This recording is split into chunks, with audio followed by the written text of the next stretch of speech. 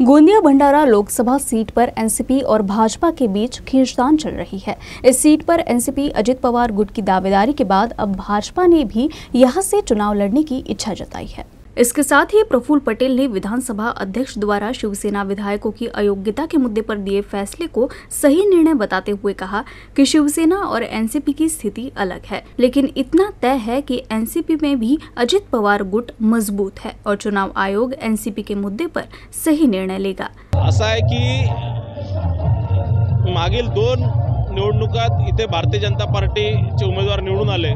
2014 असणार, 2019 असणार, भारतीय जनता पार्टीचे उमेदवार इथे निवडून आल्यामुळे ही सीट भाजपकडे असो, म्हणजे भारतीय जनता पार्टीकडेच होतो अशी आम्ही इथील कार्यकर्त्यांची मानस आहे आणि या संदर्भातली विनंती आमचे प्रदेशाध्यक्ष सन्माननीय चंद्रशेखर बावनकुळे साहेबांनाही केलेली आहे। नाही, मी असा काही इच्छुक नाही आहे, पण पक्षाने म्हटलं तर निश्चित लढणार। भंडारा गोंदियाचा माझा नाता सगळ्यांना माहीत आहे। मी तिथे अनेक वेळा खासदार निवडून गेलेलो आहो। तो माझा गृह जिल्हा आहे आणि तिथे राष्ट्रवादी विदर्भामध्ये सर्वात जर बळकट असेल तर भंडारा गोंदियामध्ये आहे राष्ट्रवादी।